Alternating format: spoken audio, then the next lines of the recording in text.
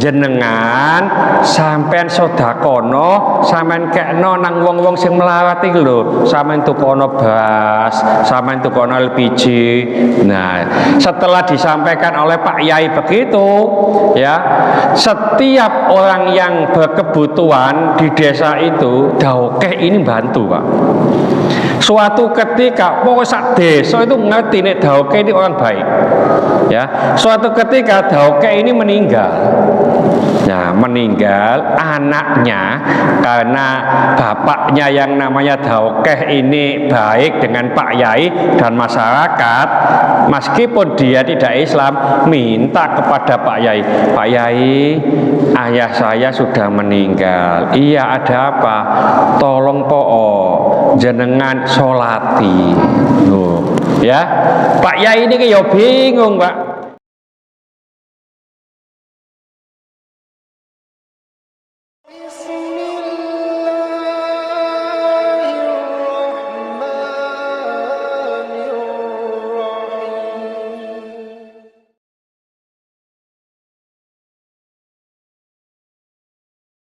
Assalamualaikum warahmatullahi wabarakatuh. Ila hadratin Nabiyil Mustafa sallallahu alaihi wasallam wa ila jami' ikhwanihi minal anbiya'i wal mursalin wal awliya wa syuhada wa salihin was sahabati wat tabi'in wal ulama'i wal amilin wal musannifin wal mukhlisin wa ila jami'il mujahidin fi sabilillahi malaikati muqarrabin khususan ila sayyidina Syekh Abdul Qadir Jilani wabil khusus Syekh Ibnu Hajar Al-Asqalani. Al-Fatihah. Mari kita memohon kepada Allah khususnya yang hadir pada malam hari ini, mudah-mudahan dijembarkan rezekinya oleh Allah, rezeki yang halal, yang barakah, cukuplah nyukupi untuk ibadah kepada Allah, disehatkan badannya, dipanjangkan umurnya, umur yang barakah untuk ibadah kepada Allah, diselesaikan segala kesulitannya, dikabulkan segala permohonannya, dimudahkan berziarah ke Mekah Madinah. Al-Fatihah. Mari kita doakan saudara-saudara kita yang pada malam hari ini belum dapat bergabung dengan kita, entah karena sakit, mudah-mudahan Allah memberikan cepat kesembuhan, entah karena sibuk, mudah-mudahan Allah memberikan keluangan waktu sehingga minggu-minggu berikutnya bisa bergabung dengan kita. Kita bacakan Fatihah untuk siapa saja, khususnya jamaah kita yang pernah sholat di musola ini, yang telah meninggalkan kita semuanya. Mudah-mudahan Allah menerima segala amal ibadahnya, mudah-mudahan Allah mengampuni segala kesalahan dan dosa-dosanya, dan mudah-mudahan Allah menempatkan ia di tempat yang mulia di sisinya. Al-Fatihah. Bismillahirrahmanirrahim. Alhamdulillahirabbil alamin. Wassalatu wassalamu ala asyrafil mursalin sayyidina wa habibina wa syafi'ina Muhammadin wa ala alihi wa sahbihi ajma'in wa man tabi'ahu bi ihsanin ila yaumidin. Amma ba'd. Bapak-bapak, ibu-ibu jamaah mushola Al-Hikmah rahimakumullah, kita lanjutkan kajian kita di kitab Bulughul Maram, masih melanjutkan kitabul janaiz, kitab yang menjelaskan tentang jenazah. Kita baca hadis yang ke-29 di sini. Bismillahirrahmanirrahim. Wa an Abdurrahman bin Abi Laila, dari Abdurrahman bin Abu Laila, qala ia berkata, Kana Zaid bin Arqam, adalah Zaid bin Arqam radhiyallahu anhu, mudah-mudahan Allah meridhoinya, yukabbiru ala janaizina arba'an, ia biasanya bertakbir atas jenazah kami 4 takbir. Wa innahu kabbar ala janazatin khamsan, dan sesungguhnya Zaid bin Arqam ini juga pernah bertakbir 5 kali. Fasa'altuhu, lalu ia ditanya, lalu aku menanyakannya. Faqala, lalu Zaid bin Arqam ini menjawab, karena Rasulullah sallallahu alaihi wasallam, adalah Rasulullah sallallahu alaihi wasallam yukabbiruha, takbir semacam ini. Rawahu Muslimun wal arba'atu. Ini menunjukkan bahwasanya sholat jenazah itu pernah dilakukan Zaid bin Arqam, itu takbirnya 4 kali. Juga pernah dilakukan 5 kali. Lalu Zaid bin Arqam ini ditanya, ya, yang menanya adalah Abdurrahman bin Abu Laila. Hei Zaid, kenapa kamu kok sholat jenazah takbirnya 5 kali? Ternyata ia mengatakan Rasulullah Shallallahu Alaihi Wasallam itu juga takbirnya 5 kali. Ya, ini hadis yang pertama. Coba hadis yang kedua kita baca, ya. Bismillahirrahmanirrahim. Wa an Aliyin radhiyallahu taala anhu, dari Sayyidina Ali, mudah-mudahan Allah yang maha tinggi meridhoinya, annahu, bahwasanya Sayyidina Ali kabbara, ia bertakbir ala Sahl bin Hunaifin, atas Sahal bin Hunaif, sitan 6 kali. Waqala, lalu Sayyidina Ali berkata, innahu badriyun, sesungguhnya Sahal bin Hunaif ini adalah pahlawan perang Badar. Rawahu Sa'id bin Mansur wa asluhu fil Bukhari. Nah, bahkan Sayyidina Ali itu mensolati jenazah Sahal bin Hunaif, yang mana ia adalah pahlawan yang ikut perang Badar, itu 6 takbir. Tapi gak umum Pak gini ya. Umpamane sholat jenazah terus takbir 5 atau takbir 6 ngono, sing mburi pasti ngomong subhanallah, ya. Lah be ono imam sing takbir 5 berarti melo Arqam tadi, hadisnya sahih riwayat Muslim, ya. Be ono sing takbir 6 melok Sayyidina Ali, asal hadis ini riwayat Bukhari, ya. Jadi jangan langsung menyalahkan. Nah, yang tidak ada di sini itu takbir 3 kali, 2 kali atau sekali. Itu ada cerita, ada kiai di desa, Pak. Nah, di desa itu kehidupannya melarat, banyak yang miskin. Tapi ada seorang daukeh, tahu daukeh Pak ya? Cina, itu kaya raya, tapi nggak Islam. Daukeh ini, tapi nyok ambek masyarakat, ya.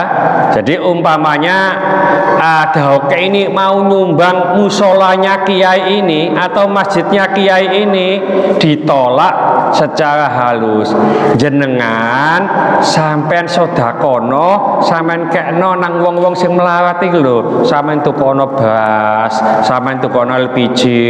Nah, setelah disampaikan oleh Pak Yai begitu, ya, setiap orang yang berkebutuhan di desa itu daokeh ini bantu, Pak.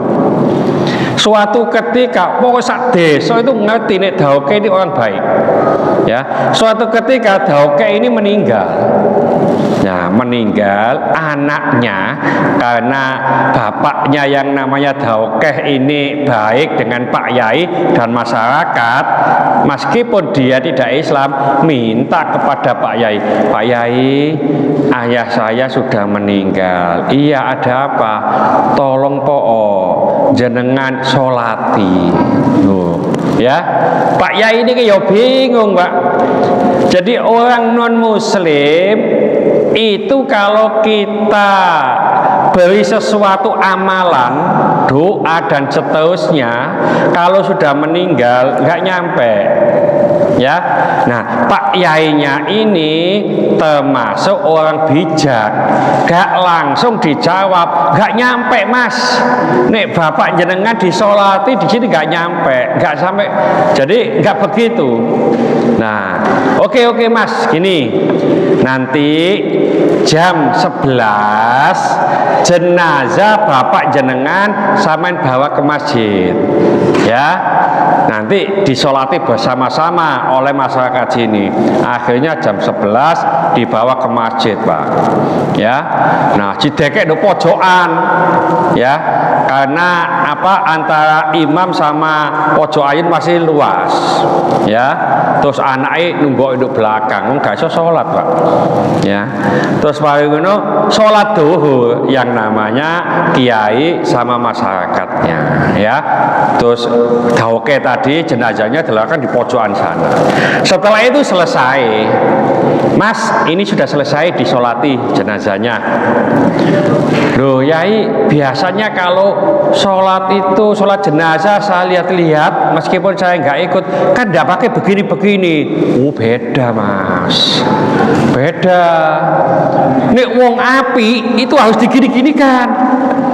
Bapak jenengan ini wong api, wong nyanyok, wong soge.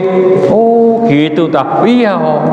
Padahal mek sholat duhur tok, gak sholat jenazah. Jadi sholat duhur itu ya kayak mencolati jenazah, jenazahnya kayak pojokan kono wae wis. Ya, artinya apa? Supaya bijak, ya. Sama dengan Sunan Kudus. Dulu pernah saya sampaikan, Sunan Kudus itu ngapunten, di antara kita mungkin ya, di desa-desa, tidak tahu sekarang ada atau enggak, itu biasanya kalau malam Jumat itu ada orang yang menyiapkan kopi, onok makanan cidekek nunggone kamar gitu nggih. Ada gitu ya, nggak tahu sampai sekarang ada enggak. Saya dulu di sebelah desa saya itu masih ada 20 tahun yang lalu, ya. Jadi iki kopi ini mbahmu, ya, iki jajane mbahmu. Isuk entek kopi ini Pak, tiba diombe utune, ya. Ini apa iso makan itu? Lah, yang namanya Sunan Kudus itu melihat orang di sana itu masih apa, beragama Hindu. Nah, agama Hindu biasanya semacam itu. Setiap malam Jumat atau malam apa itu menyiapkan sesajen berupa makanan, ya, di pojokan rumah. Nah, orangnya kaya, ya, si istri ini kaya, suaminya meninggal. Lalu ditanya oleh Sunan Kudus, Bu, jenengan damel tetedan, ya, jenengan bikin makanan kok hanya satu, sampean kan wong soge, ya, 'Loh, harusnya bikin berapa, Sunan?' Yo paling gak yo 50 lah wong sugih yo. Ya. Loh, kalau 50 yang makan siapa nanti? Ya wong siji wae gantek-entek, Pak. Siji dekek pojokane lho sampai isu gantek-entek. Lah 50 siapa yang makan? Gampang. Nanti tetangga-tetangga diundang di rumah jenengan. Oh ngoten ta. Oke, dibikinkan, Pak. Makanan 250 makanan. Ya. Tonggo-tonggone diundang.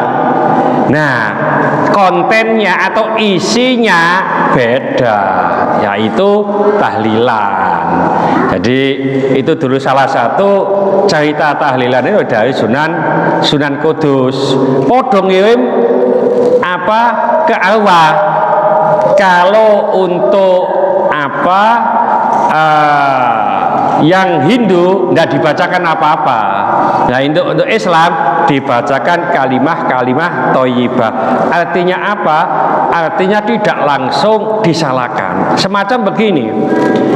Di apa Kudus itu kan banyak orang Hindu. Orang Hindu itu sangat memuliakan sapi, Pak. Orang India itu memuliakan sapi. Tidak berani Sunan Kudus itu waktu Idul Adha nyembelih sapi. Kenapa? Nanti menghina orang apa? Hindu. Akhirnya Sunan Kudus itu nyembelih tapi kerbau. Ya, sampai sekarang itu kalau di Kudus banyak nyembelih kerbau. Ya, jarang sapi. Karena apa? Untuk menghormati orang Hindu, ya. Tidak langsung begitu, ya. Pokoknya sapi disembelih. Duh, nanti Sunan Kudus bagaimana kalau orang Hindu nggak senang? Terus gak apa-apa, ini kan Islam. Nah, bukan begitu, ya. Tapi dakwanya ini dengan hikmah, dengan bijaksana, ya. Sama dengan tadi itu, ya. Nah, kalau ada sholat terus apa sampai 5 kali 6 kali jangan disalahkan dulu, nanti tanyakan selesai, ya. Ustadz, Pak Udin itu kok sampai 5 kali? Oh iya, no hadise iki umpamanya begitu, ya. Sekarang itu Bapak ngapunten, saat ini Pak Mudin yang ada di Sidoarjo itu bingung, ya. Waktu mau memberangkatkan, mau sholat jenazah, setelah sholat jenazah Pak Mudinnya kan biasa ngomong, bapak-bapak jenazah ini sae tak sae, ya. Nenek sae nomor loro, ya. Baik atau baik nomor siji. Repot iki, ya. Soalnya pilihan Bupati Sidoarjo saat ini yang punya jargon baik itu nomor 1, yang punya jargon sae nomor 2, ya. Nah, nek saya ya nggak gitu, ya. Api tak api, ya jawab ya api. Lho ngono kono sing ngawur, Pak. Pak Mudin itu mungkin karena berafiliasi ke yang 2. Bapak-bapak ini sae tak sae, di belakang ngomong baik. Wah, ini repot ini, ya. Jadi Pak Mudin saat ini repot. Tapi kita tetap punya pilihan, tidak mengarahkan, pilih sesuai dengan hati nurani, sing menang didukung. Sudah gitu aja, ya. Sing menang didukung, ya. Bapak sekalian, saya jelaskan sedikit. 2 atau 1 tahun yang lalu, atau 2 tahun yang lalu, ya, atau 3 tahun yang lalu, itu kan ada COVID. Nah, pas COVID itu sholat jenazah nggak berani, Pak. Yang namanya sholat jenazah duk masjid, duk oma nggak berani. Di tempat saya itu ada orang yang meninggal kena COVID, langsung ambulane nanggone lapangan, disolati duk lapangan, ya. Dan makamnya tersendiri, karena tidak boleh disolati di masjid dan seterusnya, ya. Loh, Ustadz, nenek sholat di lapangan latih sandal. Oh iya, pakai sandal, pakai sepatu, sing pakai sepatu. Apakah sholat pakai sandal boleh? Baik sholat jenazah maupun sholat lainnya boleh pakai sandal. Ya, yang penting sandalnya tidak kena najis. Ngapunten ya, kalau di Indonesia kan di mana-mana itu banyak najis, telek lentung, apa mana lewat sana tempat Pak Bambang ya, banyak tai kucing. Di tempat saya juga banyak tai kucing, gitu ya. Jadi artinya apa? Kalau di Indonesia itu beda dengan yang ada di Saudi. Kalau Saudi itu jarang ada teleknya itu, Pak. Paling ada tai unta. Nah, kalau tai unta itu kering, kena kering, itu tidak apa-apa. Ada tai unta kering ya, terus jenengan sini sampean pegang ini tidak najis. Pokoknya podok keringi. Nah, di Indonesia jarang begitu itu. Nah, biasanya sandale kena tai berarti tidak bisa dipakai sholat. Ya, jadi contoh umpamane, kalau di sini ya sandalan, terus ini ada tainya. Ya, ini kalau sandal japit, terus kita selobokkan gini, kita pakai sholat, ya, baik itu sholat jenazah maupun sholat biasa, nggak sah.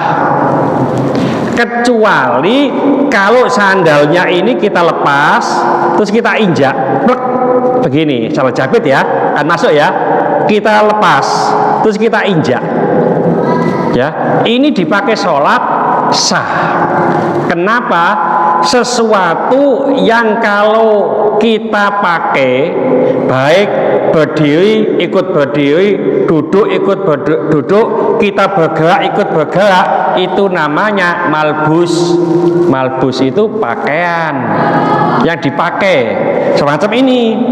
Saya berdiri ikut berdiri, saya duduk, saya kemana saja ikut, ini malbus. Ya, nah kalau ini diinjak, kita sujud, plek, ini kan tidak ikut, Pak. Kita kemana-mana tidak ikut, kakinya gini-gini tidak ikut.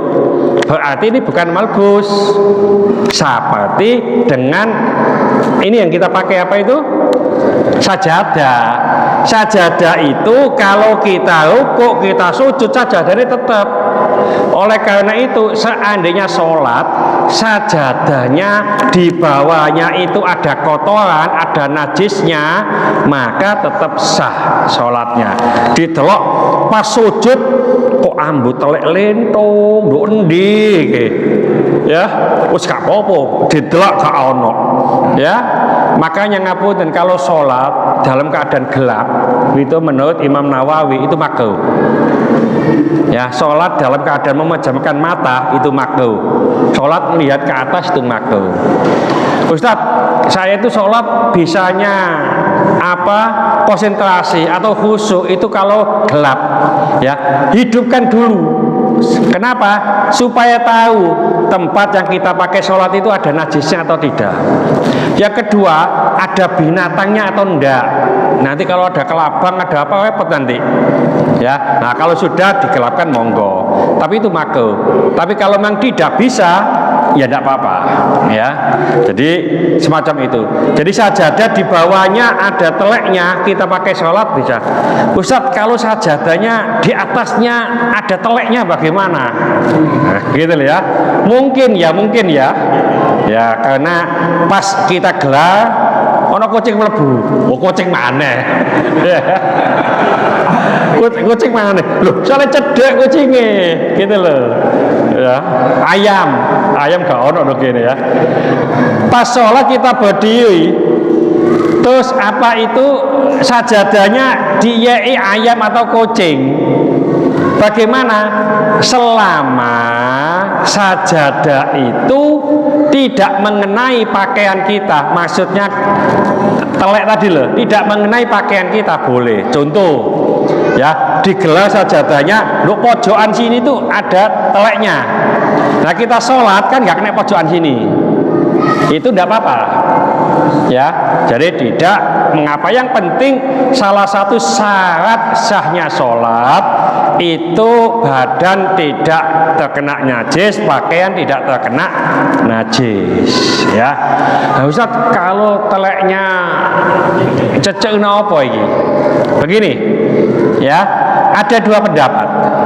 Ya, kalau cecak itu dianggap tidak mempunyai darah mengalir, maka tainya, kotorannya tidak najis. Kalau cecak itu dianggap mempunyai darah mengalir, maka kotoran cecak itu najis. Nah, menurut mazhab Syafi'i, kalau kita lihat di kitab Al-Majmu' Syarah Al-Muhadzab yang dikarang Imam Nawawi, di situ ada sebagian ulama yang mengatakan kotoran cicak itu tidak najis disebabkan, pertama, cecak itu dianggap binatang yang tidak mempunyai darah mengalir. Yang kedua, sulit dihindari. Yang ketiga, najisnya kecil, jadi makfu, jadi nempel plek gitu ya, kecil, hadisnya makfu. Menurut madhab Hambali, kotoran cicak itu najis karena mayoritas di kitab Al-Mughni kalau nggak salah, ya, itu menyatakan, Syekh Ibnu Qudamah mengatakan bahwa cicak itu mempunyai darah mengalir seperti ular, jadi kotorannya najis. Semut itu kan tidak punya darah mengalir, itu kotorannya nggak najis. Kutu atau tumoy Pak ya, itu kan ada kotorannya nanti, itu juga nggak najis karena nggak punya darah mengalir. Wallahu a'lam lah. Ya, umpamanya yang meyakini kotoran cecak itu tidak najis, ya aja diolet-olet gini Pak. Mau diolet-olet terus gini. Loh, nek ngene sih lumayan. Mau diolet-olet itu jekane koncone. Ceplok nanti itu nanti ya. Jadi nggak usah.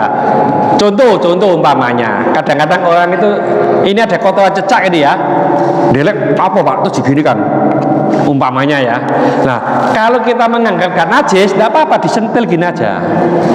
Dan kotoran cecak itu tidak lama sudah kering kok, tidak lama. Ya, sampai lihat kotoran cecak itu hitam Pak, tapi ono putih di titik. Lho ngono kok Gusti Allah kok telaten lho. Sik gawe ono putih ning jenggo apa lho. Ya. Terus hewan lagi, ngapunten, ayam itu ya. Ya, kok nelek terus ayam itu. Jadi Allah tuh kok bikin telek terus. Ya, apa ono manfaatnya? Allah itu menciptakan sesuatu pasti ada manfaatnya, pasti. Ya. Jadi telek itu ya apa? Ada manfaatnya. Ngapunten, antara telek ayam sama telur itu sama Pak keluarnya Pak. Ya metune teko kono. Ya, makanya ada filsafat, filosofi mengatakan perkataan itu sama dengan telek sama telur. Metune sama, teko kene Pak. Nek perkataan itu baik, telur makan. Nek perkataan jelek, telek buang. Kok dimakan Pak? Ya, terus Allah itu sangat sayang kepada kita Pak. Saking sayangnya Allah itu membedakan, memisahkan antara telek sama telur. Dipisah Allah itu. Kok seandainya nggak dipisah, campur, ngapunten, iso-iso mang telur rasa telek, utawa telek rasa telur, bingung ini. Allah maha rahman, ya. Jadi sayang kepada kita, dipisah, kita gak usah bisa. Oh ini telur, ya tinggal makan. Oh ini telek, disisino. Itu Allah itu sudah apa sayang kepada kita. Umpamane dicampur bingung ini ya. Ono wong mangan kok telak-telek wae. Enggak apa-apa. Sak Pak Kadeta makan tapi telak-telek wae ini. Yang penting sing dimakan enggak telek. Ya. Ada pertanyaan monggo.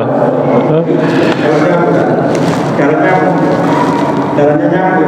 Apa? Darah nyamuk ya. Secara umum darah menurut mazhab Syafi'i itu najis. Secara umum. Menurut mazhab Maliki enggak najis. Nah, kalau darah nyamuk umpamanya plok utawa gak nyamuk, lho kene ana kukule Pak ya, diginikan terus keluar darah. Ya, selama darah itu tidak mengalir menurut mazhab Syafi'i itu ma'fu. Darah nyamuk itu kan plek paling sakmini lah, kecil ya. Ya, itu tidak mengalir, hanya kecil, itu najis tapi najis ma'fu. Najisnya dimaafkan. Jadi ada nyamuk nongwong men towok ya, kelihatan darahnya tidak apa-apa, sholat dilanjutkan saja. Itu najis tapi ma'fu ya, dimaafkan. Tapi kalau mazhab Maliki enggak apa-apa ya, darahnya banyak mengalir sudah enggak masalah ya. Ada pertanyaan lain mungkin? Ya, enggak. Yang lalu kan sepertinya ada yang terpotong. Ya. Waktu itu bahas masalah mengumumkan orang yang meninggal. Ya. Oh, dong ini ya.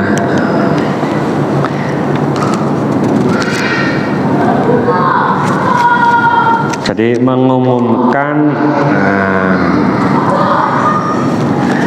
oh iya ya, saya atasi ya, saya baca ya. Sebenarnya judulnya ini lupa Pak Yusuf, saya kasih judul lain. Bismillahirrahmanirrahim. Wa an Hudzaifata, dari Hudzaifah radhiyallahu anhu, mudah-mudahan Allah meridhoinya, hadis yang ke-24. Annan Nabiyya sallallahu alaihi wasallam, bahwasanya Nabi sallallahu alaihi wasallam kana yanha anin na'yi, beliau melarang orang yang menyebarkan kematian. Wahu Ahmadu wa Tirmidzi wa hasanahu, riwayat Ahmad, Tirmidzi dan menghasankannya. Jadi ini Rasulullah sallallahu alaihi wasallam melarang menyebarkan, menyiarkan kematian. Lho kene di siana ta, Pak? Iya. Ini apa ya? Agak sesuai hadis iki. Hadis ini menjelaskan bahwa Nabi itu melarang menyiarkan orang yang meninggal. Ngono nduk ini disiarno, ada speaker dia. Ngono ku nduk nggone tahap 2, ya aku sing nyiarno. Nek apa? Ustaze ya nyiarno ya. Omane ketik ini ya. Kalau sudah ada kata-kata Assalamualaikum warahmatullahi wabarakatuh, Inna lillahi wa inna ilaihi raji'un, sopo mati nyiarno iku. Ngono ku ya saya sendiri, Pak. Hadise lho ono ngene iki. Ya, nah coba dibaca satu lagi ya, C pas. Bismillahirrahmanirrahim. Wa an Abi Hurairah radhiyallahu anhu, dari Abu Hurairah, mudah-mudahan Allah meridhoinya, annan Nabiyya sallallahu alaihi wasallam, bahwasanya Nabi sallallahu alaihi wasallam na'an Najasiyya, menyiarkan kematian Raja Najasi, fil yaumil ladzi mata fihi, ketika hari meninggalnya, wa kharaja bihim ilal musalla, dan beliau keluar bersama sahabat ke tempat sholat, fasofa bihim, dan para sahabat membuat shop, wa kabbar alaihi arba'an, dan beliau bertakbir untuk Raja Najasyi 4 kali, muttafaqun alaih, Bukhari Muslim.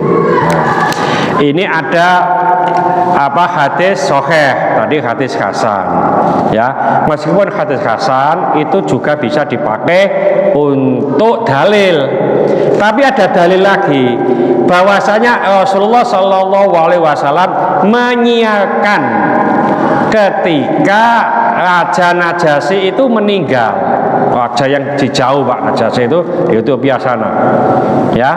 Nah, menyiarkan, lalu beliau sama sahabatnya sholat jenazah, sholat goib, ya, karena tidak ada jenazahnya, 4 takbir. Loh, kenapa yang hadis pertama tadi kok tidak boleh menyiarkan? Ya, begini, saat itu ketika ada orang Islam meninggal lalu disiarkan, maka orang kafir Quraisy itu mengolok-ngolok, ya. Jadi umpamanya contoh, di sini ada orang terhormat meninggal, Pak Fulan, ya, disiarkan innalillahi wa inna ilaihi rajiun, telah pulang ke rahmat Allah Pak Fulan dirinya. Wong kafir kapok sapa maneh sing iso nulung lah, ya, semacam itu. Oleh karena itu Rasulullah melarang untuk menyiarkan, ya.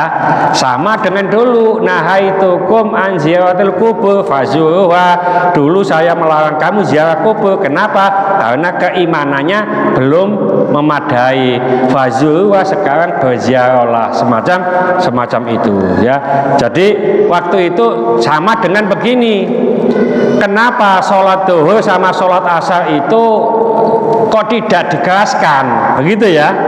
Jadi ini dikeraskan, Pak, ya, ini sholat duhur, ya. Begini, menurut Ibnu Abbas, waktu sholat siang duhur sama asar itu dulu dikeraskan, dikuping oleh orang kafir Quraisy, ya, dikuping oleh orang Yahudi, lalu disebar-sebarkan, artinya dinyek, diejek dan seterusnya. Oleh karena itu Rasulullah melarang untuk mengeraskan sholat duhur sama asar. Nah, maghrib isya subuh wong kafir tuh, Pak, ya. Nah, terus kenapa sholat Jumat itu kok dikeraskan padahal siang? Itu sudah di Madinah. Di Madinah itu orang Islam sudah kuat, ya. Tidak mungkin kalau kita sholat terus keras, terus nyek dan seterusnya. Nah, khusus untuk sholat Jumat itu dikeraskan. Umpamanya sholat duhur sama sholat asar dikeraskan, sah atau tidak? Sah.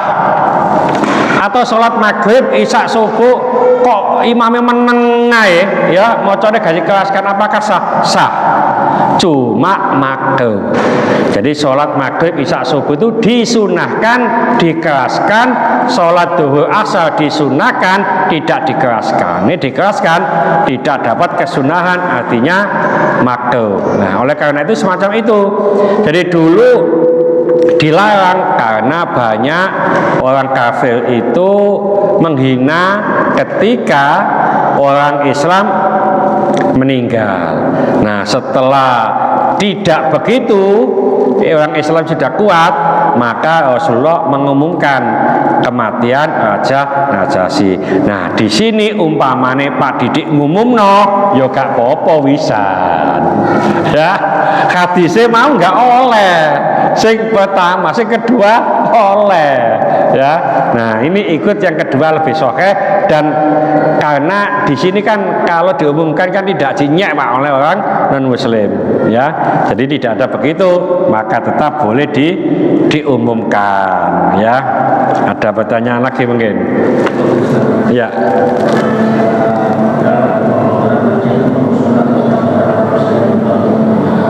Ya.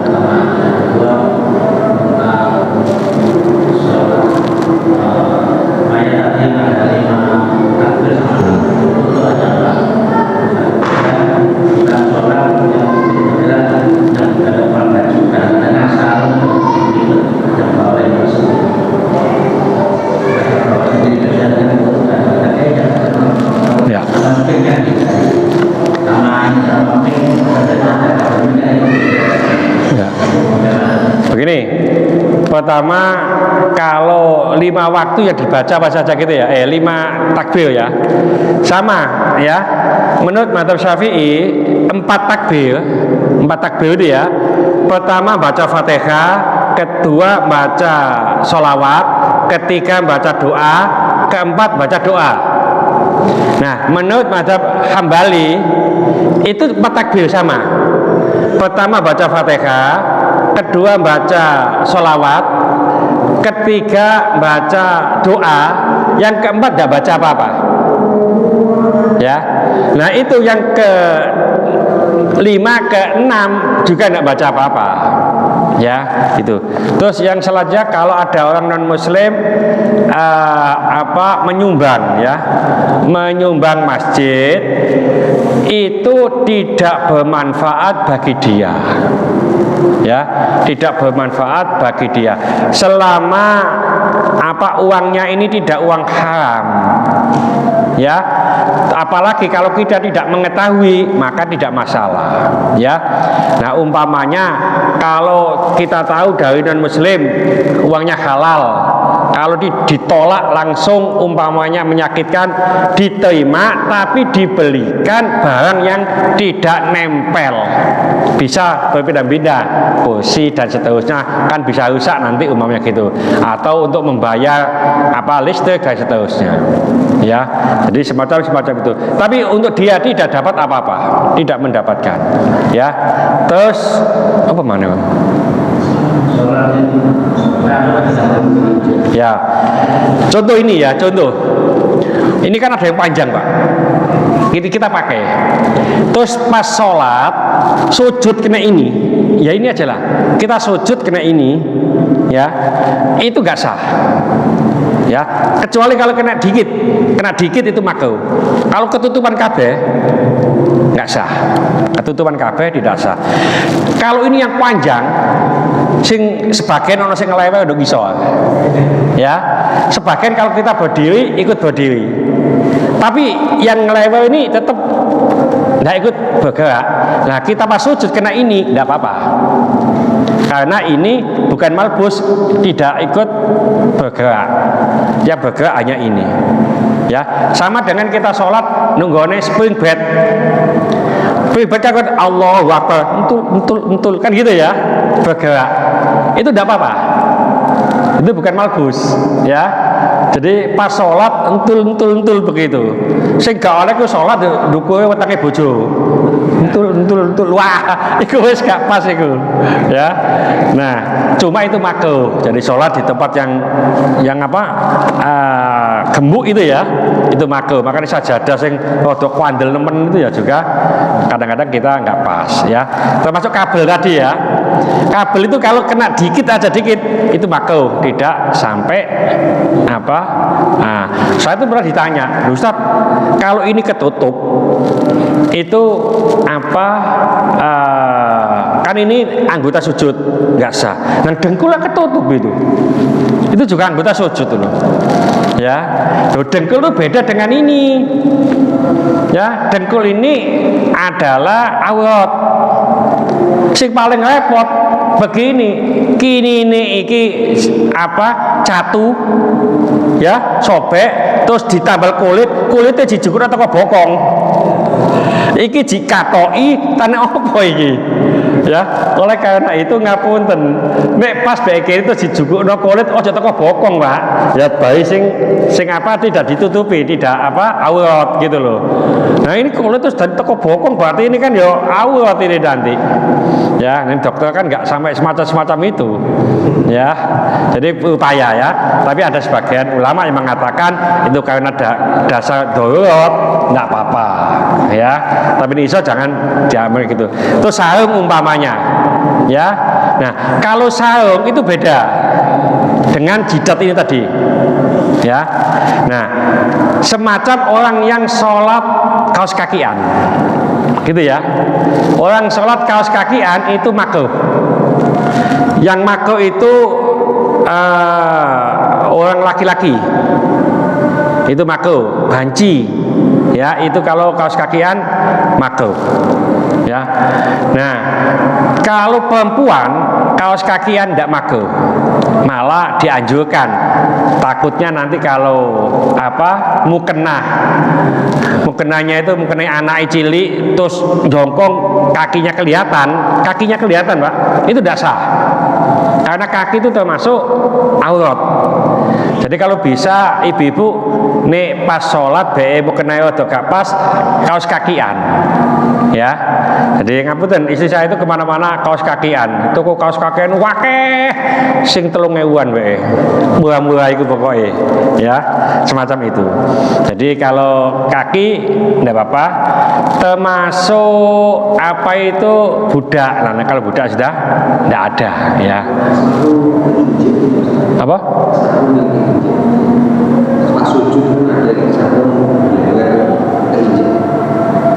Nah, kalau sedikit tidak makruh, tapi sah. Iya. Makanya sarung kan ojo ngelewer Pak. Ya. Itu orang yang ngarakan isbal itu kan tidak boleh. Apa? Nah, pokoknya jidat itu entek, ketutup kabeh itu nggak sah. Ini ketutup didik makruh. Makanya ngapunten, ulama-ulama saking pinter ya Pak. Ya, biyen iku nek wong rambutnya dawa iku arek pondokan. Nek saiki rambutnya dawa anak pung tapang gitu ya. Ya, anak nakal pokoknya.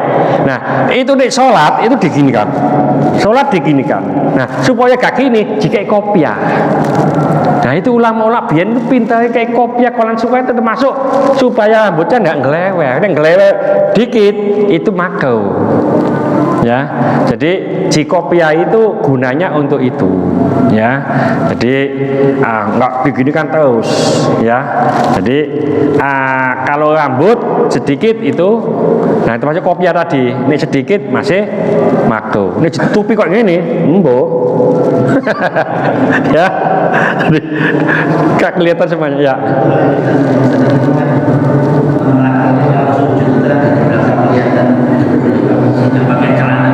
Ya. Nah, kalau sujud itu rapatan gini, ya kakinya ya. Coba ya saya sujud nanti supaya apa? Kemana gini ya? Nah, gini, dirapatkan gini, jangan begini supaya anunya nggak kelihatan, ya. Jadi lututnya nggak kelihatan. Jadi dirapatkan begini, terus mancap begini. Ya, oke habis ini ya. Insya Allah masalah sujud kita lanjutkan besok. Mudah-mudahan sedikit ini dibarengi hidayah oleh Allah Subhanahu Wa Taala.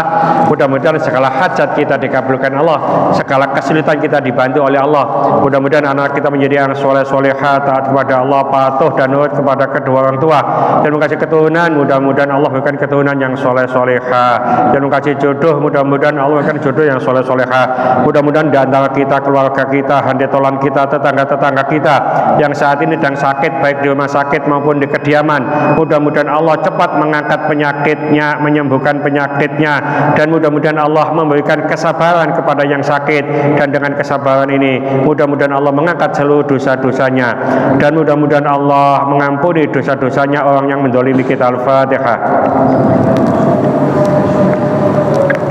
Bismillahirrahmanirrahim. Wal asri innal insana lafi khusrin illa alladziina amanu wa amilus solihati wa tawassaw bil haqqi wa tawassaw bis sabr. Subhanakallahumma bihamdika asyhadu an la ilaha illa anta astaghfiruka wa atubu ilaik. Assalamualaikum warahmatullahi wabarakatuh.